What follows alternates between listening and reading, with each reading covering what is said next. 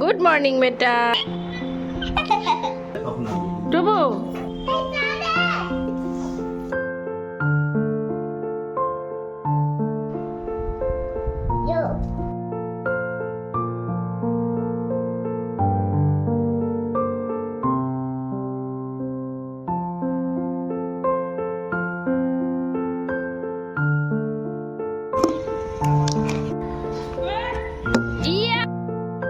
কি খাবে? পিৎজা।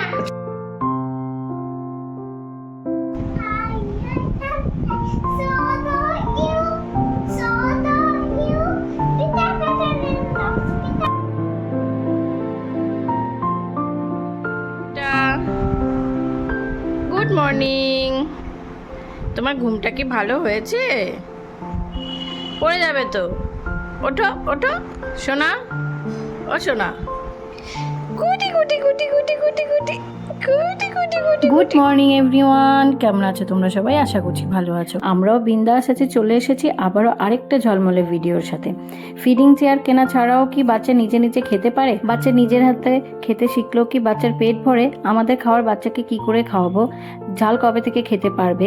এই সমস্ত মিলিয়ে আজকের এই ভিডিওটা। কই রে, দেখি মুখটা, দেখি মুখটা, দেখি টু বেটার মুখটা দেখি। কই কই কই কই কই। তো আজকের এই ভিডিওটার মাধ্যমে সবটাই তুলে ধরবো। আশা করছি এই ভিডিওটা তোমাদের কাজে লাগবে। আজ টুবুর যে রুটিনটা শেয়ার করছি, এটা হলো ওর ছুটির দিনের রুটিন। স্কুলের সামার ভ্যাকেশন পড়ে গেছে, প্রায় অনেক দিন হয়েছে।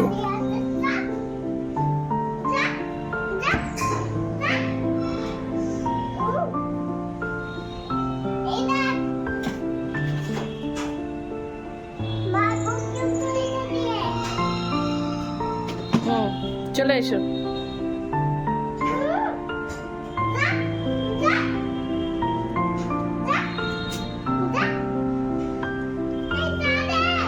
গরমে স্কুল 1 মাসের মতো ছুটি ছিল, এই তো কয়েকদিন বাদে টুবুর স্কুল খুলে যাবে। সত্যি কথা বলতে উইকডেসে তো ও স্কুলে যায়, সকাল সকাল ঘুম থেকে আমি তুলে দেই, তো তাই আর কি ছুটির দিনগুলোতে ওকে খুব সকালবেলা ঘুম থেকে ডাকি না। ওই সকাল 8:30 পৌনে 9টার মতো বেজেছে ওর ঘুম থেকে উঠতে।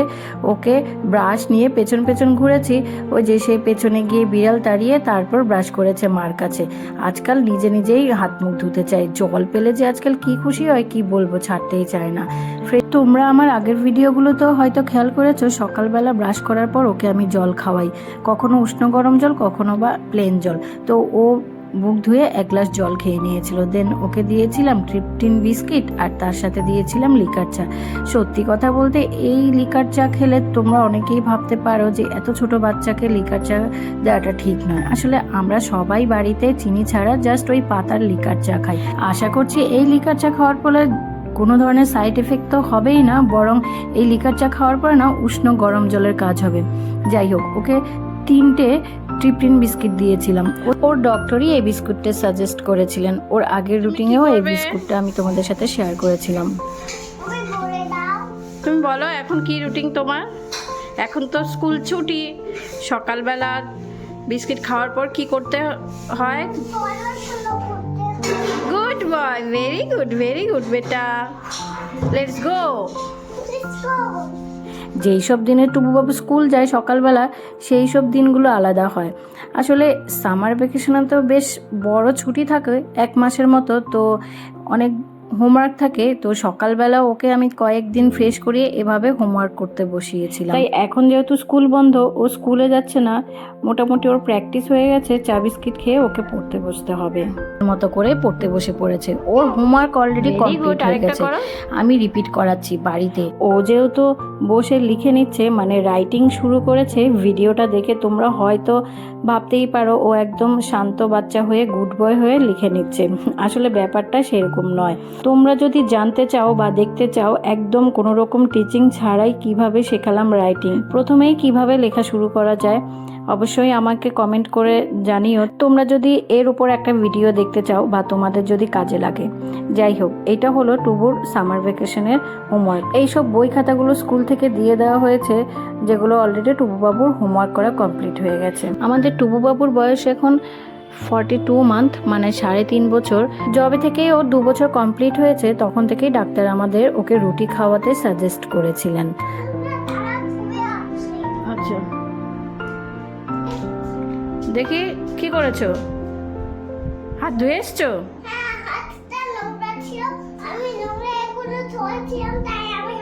গুড, ভেরি গুড, নাও খাও।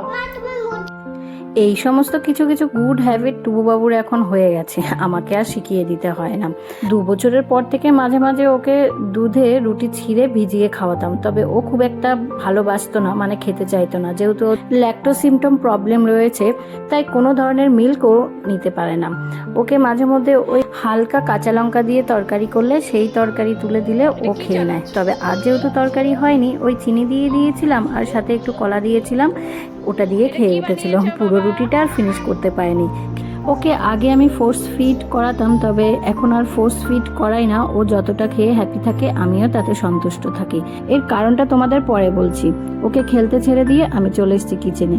আজ টুবুর জন্য লাউ দিয়ে মসুর ডাল করেছি, ওই 5 ফোড়ন দিয়ে। টুবুর জন্য এখন খুব রেয়ার আমাকে আলাদা করে রান্না করতে হয়, কারণ ও এখন ঝাল সমস্ত কিছু খেতে পারে। তবে ওই শুকনো লঙ্কার ঝাল দেওয়া তরকারিটা ওকে খুব একটা দেই না। যেমন আজকে দুপুরে আমাদের জন্য আলু ডিমের ঝোল করেছি, সেই ঝোল থেকে ওর জন্য একটা ডিম তুলে রেখে দিয়েছি। আমাদের তরকারিটা লাল দেখা যাচ্ছে কারণ টমেটো দিয়ে করেছিলাম, তো বেশ লাল হয়েছে, তবে খুব একটা ঝাল হয়নি।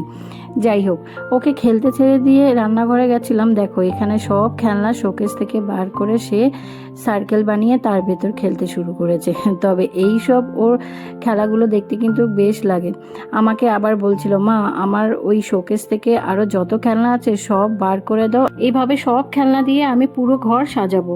ছেলের কথা শোনো। যাই হোক, ব্রেকফাস্টের পর ওকে আমি খেলতে ছেড়ে দিয়েছি। মিড মর্নিংয়ে ওকে আমি ফল খেতে দেই। সব সময় আমি ওকে যে কোনো ধরনের সিজনাল ফলগুলো দেই, তবে এখন যেহেতু ফলের সিজন, ভালো ভালো সব ধরনের ফলই পাওয়া যাচ্ছে বাজারে, তাই আজকে ওই আম, জাম আর লিচু দিয়েছিলাম। ও তরমুজটাও খেতে ভীষণ ভালোবাসে। ও বলে যে ওয়াটারমেলন আইসক্রিম, ওকে আইসক্রিমের মতো করে সেই ফলটা ওকে খেতে দেই। তবে আজকে আর পাইনি। কি করছো? প্রেসার কুকার দিয়ে? আর এটা কি বানিয়েছো? এটা কি বানিয়েছো? না, এত সব খেলনা দিয়ে তার মন ভরছে না, প্রেসার কুকার এনে তাকে খেলতে বসতে হয়েছে। এই যে দেখো, সেই সার্কেলের মধ্যে মাম্মামকে বসিয়ে দিয়েছে, ওকে খাওয়াতে নিয়েছি। আসলে ওর সব থেকে ফেভারিট ফুড হচ্ছে এই মুসম্বি। ছোটোবেলায় আমি ওকে এই মুসম্বির রসটা এভাবে বের করে খাওয়াতাম, তো ও ওই মেশিনটা কোথা থেকে খুঁজে বের করে নিয়ে এসছে, আবার নিজেই গিয়ে গ্লাস নিয়ে এসছে, সে জুস বার করবে, সেই নাকি খাবে। দেখো আমার মতো করে ট্রাই করছিল। এই হচ্ছে ওর ফল খাওয়ার অবস্থা। একটা লিচু, একটা জাম আর ওই আম অর্ধেকটা খেয়েছিল। মুসাম্বি লেবুর রসটাও পুরোপুরি খায়নি, এতটুকুই খেয়েছিল। ওকে কোনো কিছুই খাওয়ার জন্য এখন আর আমি ফোর্স করি না, ও সন্তুষ্ট হয়ে যতটা খায়। ওকে খেলতে ছেড়ে দিয়ে আমি চানে গেছিলাম। বেরিয়ে দেখছি ছেলে তো ঘরে নেই, চলে এসছে সোজা ওপরের বারান্দায়, ওই যে গাছের চর্চা শুরু করে দিয়েছিল।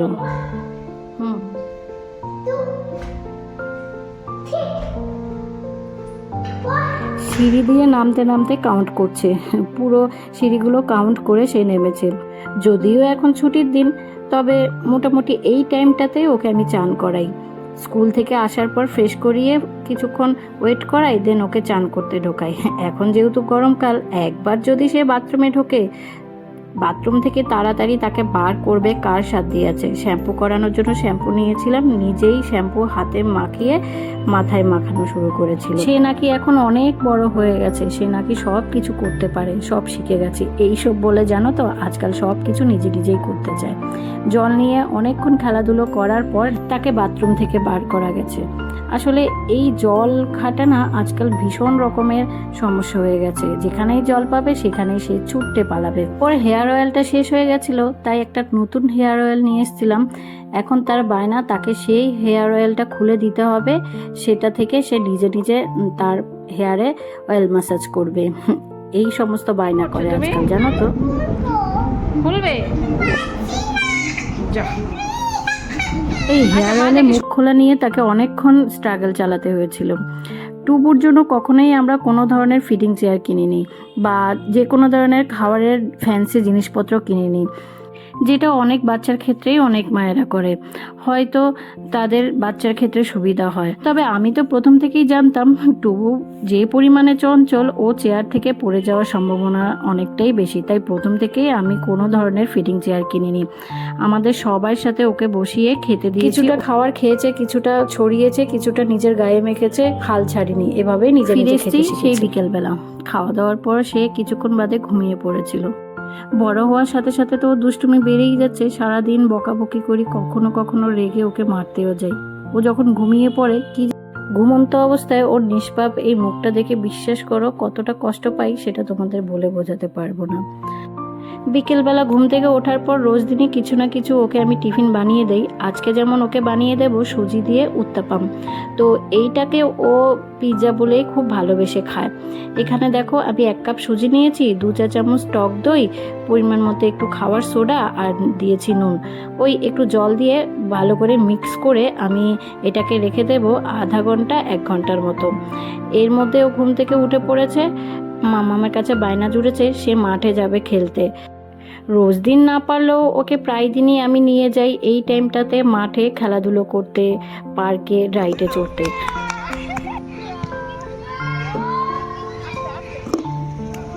পার্কে কিছুক্ষণ চড়ে নিয়েছে, তবে ক্রিকেট তো আর একা একা খেলা যায় না, মাম্মামকে তাকে সঙ্গ দিতে হয়েছিল। স্যাটারডে সানডে বাপিই তাকে নিয়ে যায়, তবে সপ্তাহের বাকি দিনগুলোতে তো বাবাকে পায় না, অফিসেই থাকে, তাই আর কি মাম্মামকে তাকে সঙ্গ দিতেই হয়। নিয়ে আসো নিয়ে আসো, ওরে বাবা, নিয়ে আসো, গুড, মাকে দাও, ভেরি গুড, গুড শট। আবার খেলাধুলা করে টুবু বাবু বেশ টায়ার্ড হয়ে পড়েছে, নিজেই বলেছে মাম্মাম বাড়ি চলো। বাড়ি ফিরে এসেছি, ওকে ফ্রেশ করিয়ে দিয়েছি। দেখো যেই সুজিটা আমি ভিজিয়ে রেখেছিলাম বেশ ফুলে উঠেছে, একটু গাঢ় হয়ে গেছে, তাই আর কি একটু জল দিয়ে আর একটু পাতলা করে নিয়েছি। ভীষণ হালকা করে একটু তেল দিয়ে আমি সেই সুজির ব্যাটারটা ছড়িয়ে দিয়েছি। দেন ওপর দিয়ে কয়েক পিস টমেটো আর দিয়ে দিয়েছি পেঁয়াজ কুচো। তোমাদের বাচ্চারা যদি ঝাল খেতে পারে অবশ্যই তোমরা এখানে কাঁচা লঙ্কা কুচো, তার সাথে আরও কিছু ভেজিটেবলস অ্যাড করতে পারো, যেমন ক্যাপসিকাম, গাজর, ধনেপাতা। দেখো গ্যাসের ফ্লেম সিমে রেখে আমি এক পিঠ ভালো করে ভেজে উল্টে আর পিঠটাও খুব ভালো করে ভেজে নিয়েছি। কি খাবে তুমি? ওটার নাম কি? কি খাবে? চলো মা দিচ্ছি। এটা কি তোমার? খাও, পিজাটা খেয়ে বলো তো কেমন হয়েছে।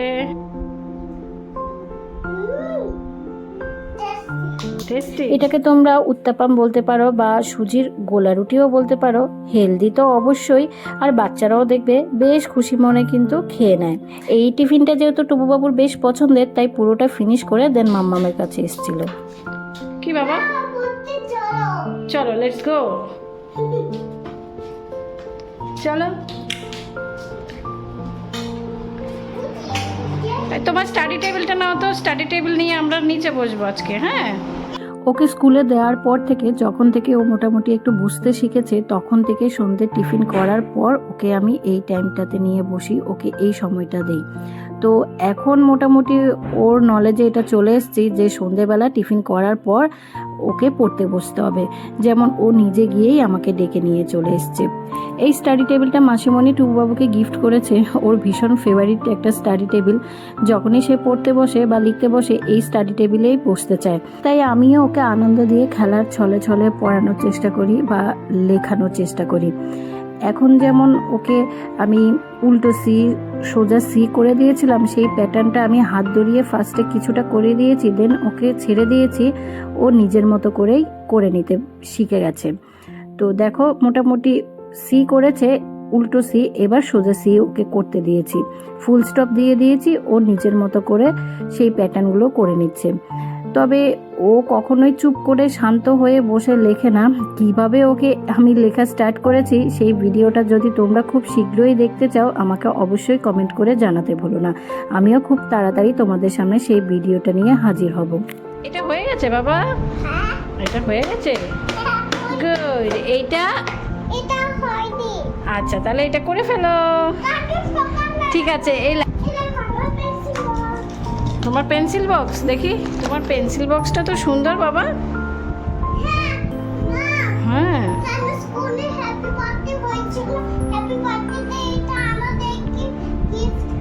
Very good, very nice. নাও রাইমস পড়বে।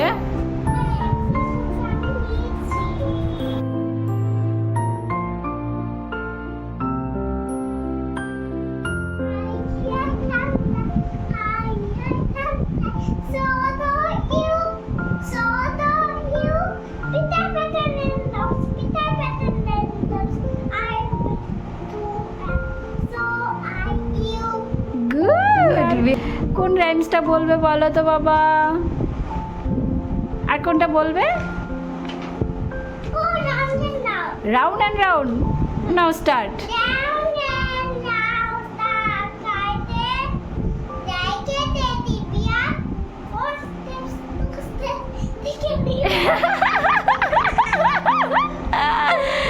শোনা বেটা, এটা পারো? পিস পরে শর্ট, এটা পারবে?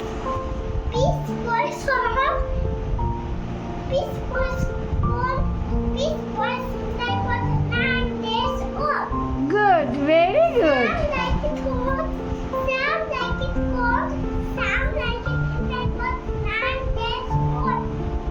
কবিতা বলবে?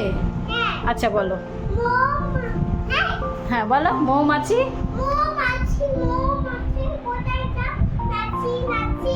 হ্যাঁ দাঁড়াও না।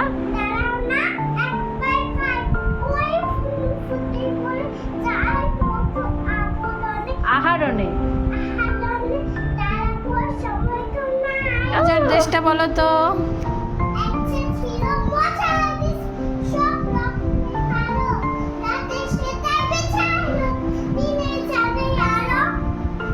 তারপর বলো।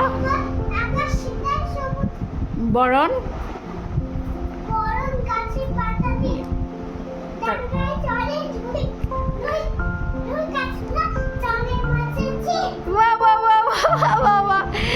খুব ভালো বাবা, ভেরি ভেরি গুড বয় আমার টুবু বেটা। কি করছো তুমি এখানে?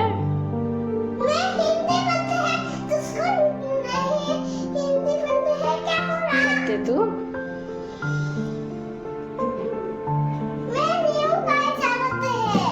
ठीक है, खाना खाएगी? तुम्हारा भूख लगी है? ओके ठीक है। টুবুবাবু বেশ আনন্দ করে খুশি মনে মামামের কাছে রোজ দিনে এই রাইমস কবিতাগুলো বলে। আমারও ভীষণ ভালো লাগে জানো তো।